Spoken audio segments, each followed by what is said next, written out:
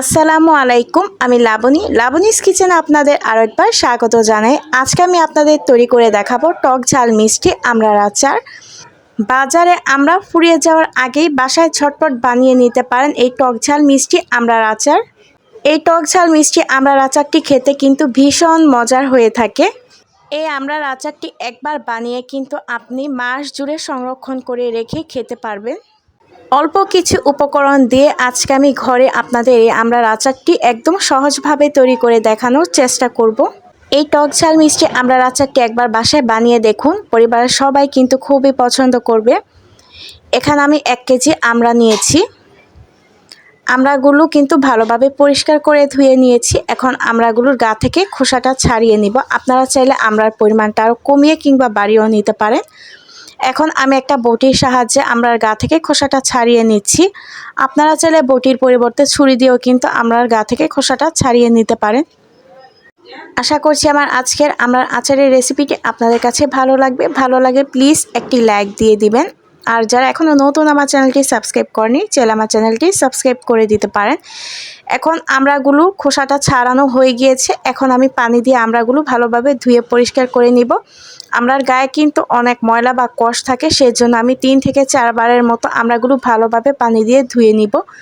আমড়াগুলো ধুয়ে নেওয়া হয়ে গিয়েছে। এখন আমি একটা কাঁটা চামচ দিয়ে কেচে নিচ্ছি আমড়াগুলো কেচে নেওয়ার কারণ হচ্ছে যেন আমড়ার আচারটা তৈরি করার সময় এর গায়ে মশলাগুলো ঢুকে যায়।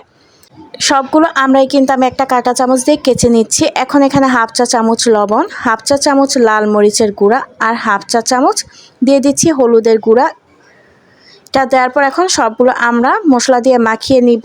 মাখিয়ে নেওয়ার পর আধা ঘন্টা আমি এক সাইডে এভাবে রেখে দিব যেন মশলাগুলো ঢুকে যায়।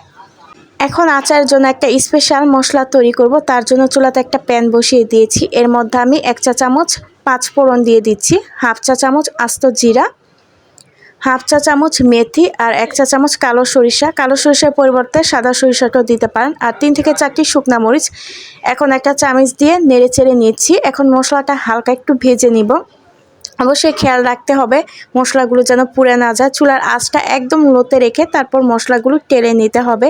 চুলার আঁচটা বাড়িয়ে দিলে কিন্তু মশলাগুলো পুড়ে যাবে, পরে আচারটা তৈরি করার পর আর খেতে ভালো লাগবে না।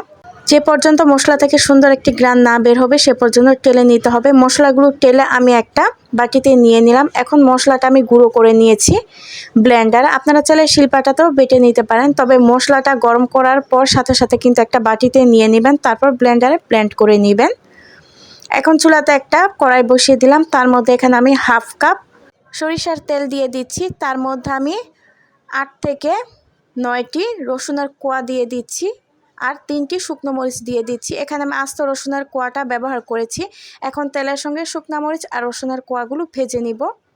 সরিষার তেল দেওয়ার কারণে কিন্তু আচারের টেস্টটাই অনেক ভালো আসে, এটাই হলো মেন। এখন আমি মশলা মেখে রাখা আমড়াগুলো দিয়ে দিচ্ছি। এখন আমড়াগুলো তেলের সঙ্গে ভালোভাবে নেড়েচেড়ে মিশিয়ে নিচ্ছি। তেলের সঙ্গে আমড়াগুলো কতক্ষণ আমি ভেজে নিব। এখন এখানে আমি 1 কাপের মতো চিনি অ্যাড করে দিচ্ছি। চিনির পরিমাণটা আপনারা চাইলে কমিয়ে কিংবা বাড়িয়ে দিতে পারেন। যারা বেশি মিষ্টি খেতে পছন্দ করেন তারা চিনির পরিমাণটা বাড়িয়ে দিবেন, আর যারা কম মিষ্টি পছন্দ করেন তারা চিনির পরিমাণটা কমিয়ে দিবেন।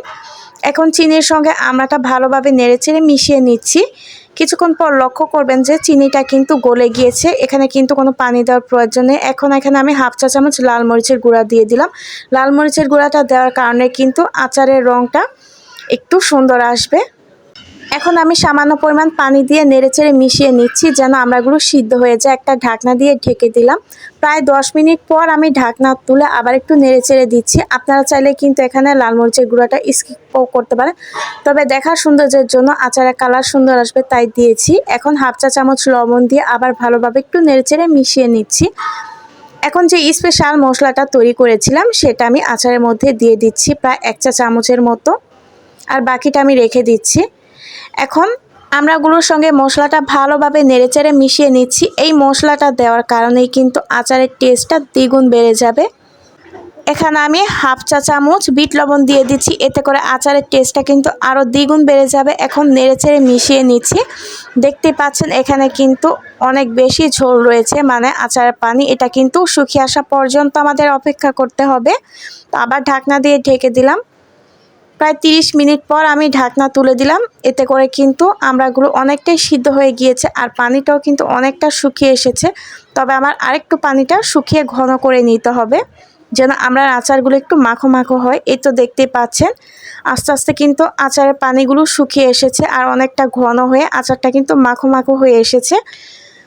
তবে আমাদের বুঝে নিতে হবে যে আমড়ার আচারটা কিন্তু তৈরি হয়ে গিয়েছে। চুলাটা অফ করে এখন আচারটা আমি একটা বাটিতে পরিবেশন করে নিচ্ছি। দেখুন আচারের কালারটা কতটা সুন্দর এসেছে আর আচারগুলো কিন্তু খেতেও অনেক বেশি টেস্টি হয়েছে আর ঘন হয়েছে। কিন্তু এখন তো আমড়ার সিজন, বাজারে কিন্তু প্রচুর আমড়া পাওয়া যাচ্ছে। ঝটপট এই আমড়ার আচারটি আপনারা এখনই বাড়িতে তৈরি করে ফেলুন আর 1 বছর পর্যন্ত রেখে সংরক্ষণ করে কিন্তু এই আচারটি খেতে পারেন, কোনো সমস্যা হবে না। একবার বাড়িতে এভাবে আমড়ার আচারটা বানিয়ে দেখুন না, বাড়ির সবাই খুবই পছন্দ করে খাবে, ছোট থেকে বড়। আজকের মতো এখানেই বিদায় নিচ্ছি। সবাই ভালো থাকবেন, সুস্থ থাকবেন। আল্লাহ হাফেজ।